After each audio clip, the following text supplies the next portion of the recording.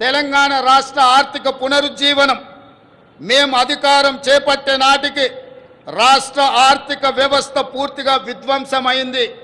7 లక్షల కోట్ల రూపాయల అప్పుల ఊబిలో తెలంగాణ కూరుకుపోయింది. శాసనసభలో శ్వేతపత్రము పెట్టి వాస్తవాలు ప్రజల ముందు ఉంచాం.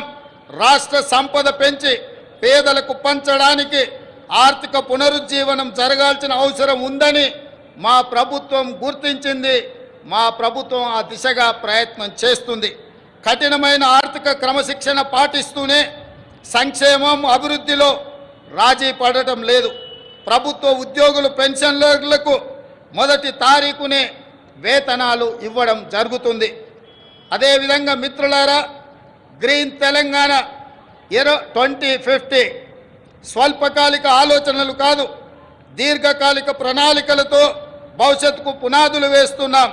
మొత్తం తెలంగాణకు గ్రీన్ తెలంగాణ 2050 మాస్టర్ ప్లాన్ తయారు చేస్తున్నాం. రాష్ట్రాన్ని 3 జోన్లుగా విభజిస్తున్నాం. హైదరాబాద్ ఔటర్ రింగ్ రోడ్డు పరిధిలో ఉన్న ప్రాంతాన్ని అర్బన్ తెలంగాణగా, ఔటర్ రింగ్ రోడ్డు నుంచి రీజనల్ రింగ్ రోడ్డు మధ్య ప్రాంతాన్ని సబర్బన్ తెలంగాణగా, రీజనల్ రింగ్ రోడ్డు నుండి తెలంగాణ సరిహద్దుల వరకు ఉన్నది గ్రామీణ తెలంగాణగా నిర్ధారించాం. ఈ 3 జోన్లలో ఎక్కడ ఎలాంటి అభివృద్ధి జరగాలి, ఎక్కడ ఏ రకమైన మౌలిక సదుపాయాల కల్పన జరగాలన్నది ఈ మెగా ప్రణాళికలో విస్పష్టంగా తొందరలోనే ప్రకటిస్తాం. హైదరాబాదు నగరానికి ఒకనాడు తలమానికం మూసీ నది. ఈనాడు మూసీ ఒక మురికి కూపంగా తయారవుతే దానిని సుందరీకరించి, మూసీ సుందరీకరణ ద్వారా ఈ హైదరాబాదు నగరాన్ని ప్రపంచ చిత్రపటంలోనే ఒక విశ్వ నగరంగా మార్చడానికి ఈనాడు మా ప్రభుత్వం కార్యాచరణను చేపడుతుంది. మూసీ సుందరీకరణ పథకం ద్వారా పరివాహక ప్రాంతాన్ని ఉపాధి కల్పన జోన్గా తీర్చిదిద్దబోతున్నాం.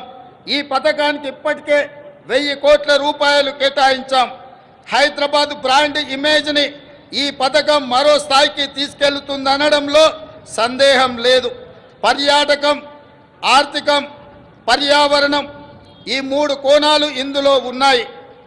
ఎగువన ఉన్న ఉమ్మడి రంగారెడ్డి, దిగువన ఉన్న ఉమ్మడి నల్గొండ జిల్లాలో సాగునీటి వనరుగా కూడా మూసీ ఉపయోగపడుతుంది.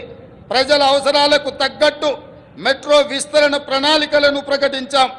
రీజనల్ రింగ్ రోడ్డు త్వరితగతిన పూర్తికి ప్రయత్నిస్తాం.